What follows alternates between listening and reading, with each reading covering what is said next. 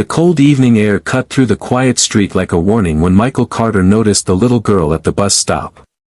She sat alone on the metal bench, her small shoulders shaking, tears slipping down her cheeks as buses passed without slowing. Something about the way she cried, silent, exhausted, as if she had already learned that the world rarely stopped to ask why, hit him harder than he expected. Michael had learned to recognize that kind of pain. He carried it every day as a single father, as a man who had lost more than he ever talked about. And in that moment, he had no idea that walking toward that bus stop would reopen a door from his past he thought had been sealed forever. Before the story continues, if you believe in kindness, second chances, and the quiet power of doing the right thing when no one is watching, take a moment to like this video, share it with someone who needs hope, leave a comment, and subscribe to the channel. Small acts of support help stories like this reach hearts that truly need them. Michael lived in a modest neighborhood outside Columbus, Ohio, a place where sidewalks cracked with age and porch lights flickered on early. His days revolved around work at a warehouse and evenings with his 8-year-old son, Noah. Since his wife Sarah passed away years earlier, life had become a careful routine built on survival rather than dreams. He rarely noticed strangers anymore. Pain had taught him to keep his head down. But that night, something refused to let him walk past. The girl looked no older than 6 or 7. Her backpack rested at her feet, worn and slightly torn, as if it had seen more days than it should have. Michael slowed his steps, telling himself he was only checking if she was safe. Yet deep down, he knew it was more than that. He saw Noah in her, imagined his own child sitting alone somewhere, hoping someone would care enough to stop. He approached gently, keeping his distance so he would not frighten her. She looked up when she sensed his presence, eyes wide with fear and confusion. Her tears did not stop, but there was a quiet relief in her expression, the kind that appears when someone finally notices your existence. Michael learned that her name was Grace, that she had missed her bus, and that she was supposed to walk home but did not know which direction to go. The sun was already dipping low, shadows stretching longer across the street. Michael weighed his options carefully. He knew the world was not always kind to men who tried to help children, yet he also knew leaving her there was not an option. He decided to walk her home, staying on well-lit streets, keeping everything open and visible. He told himself this was just about getting her safely to her door, nothing more.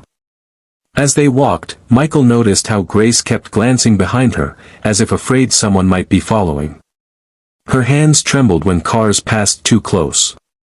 She spoke little, but her silence told a story of a child who had learned to be cautious far too early. Michael felt a tightening in his chest, a familiar ache that reminded him of nights spent calming Noah after nightmares about losing his mother. The neighborhood Grace led him into was older, quieter, lined with small houses that leaned slightly with age. Paint peeled from doorframes, and lawns were more dirt than grass. When they reached the house, Grace stopped at the bottom of the steps. Her hesitation was brief but noticeable.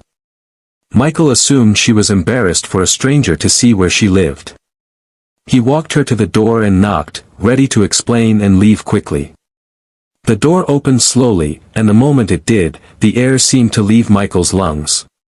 Standing there was Rachel Thompson. Rachel was a name he had not spoken in nearly a decade.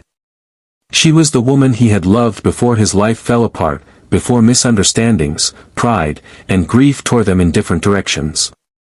She looked older, thinner, exhaustion etched into her face, but there was no mistaking her. The shock on her face mirrored his own, eyes widening as she struggled to place him before memory crashed into recognition. The silence between them was heavy, filled with unspoken years. Michael's heart pounded as fragments of the past flooded back, plans they never finished, apologies never spoken, a goodbye that was more an escape than a choice.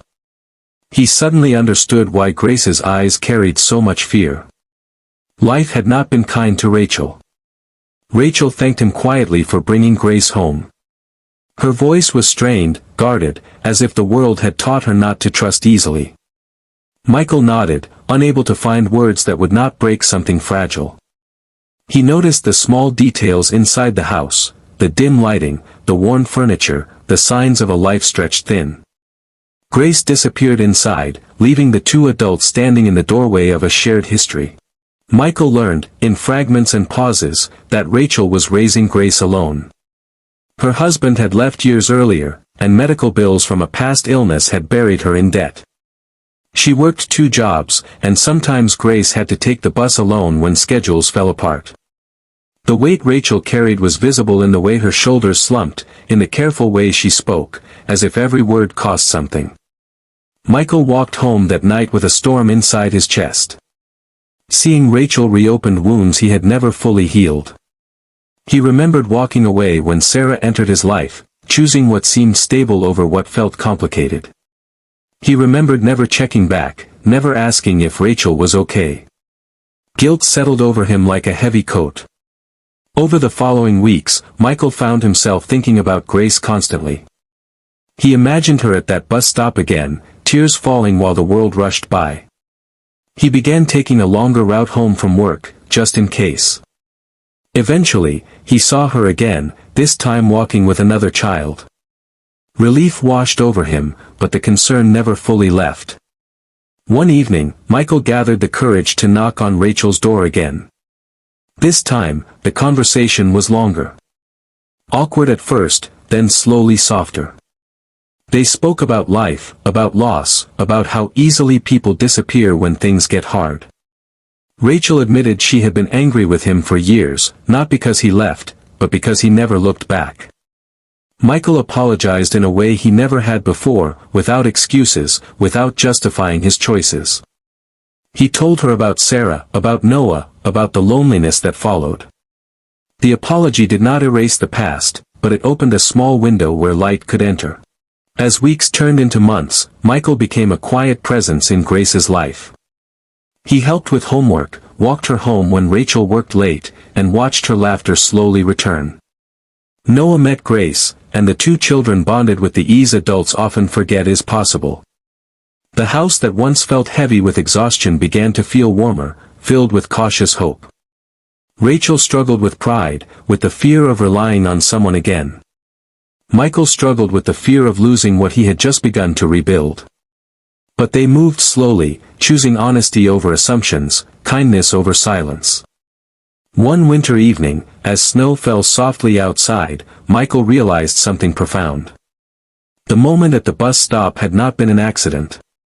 It was a reminder that life, even after great loss, still offers second chances to those willing to see them. Just before the ending, take a moment to comment below and share your thoughts. Tell us what kindness means to you, or if you believe people can find their way back to each other after life pulls them apart. Near the end of that winter, Michael watched Grace waiting for the bus again, but this time she was laughing, surrounded by warmth, certain that someone would come if she needed them. Rachel stood nearby, stronger now, no longer carrying everything alone. Michael stood with them, understanding that sometimes the smallest decisions, like stopping for a crying child, can change the direction of an entire life. If this story touched your heart, if it reminded you that compassion still matters and that broken paths can lead to unexpected reunions, please like this video, share it with someone who needs hope, and subscribe to the channel. Your support keeps stories of kindness alive, and sometimes, that is exactly what the world needs.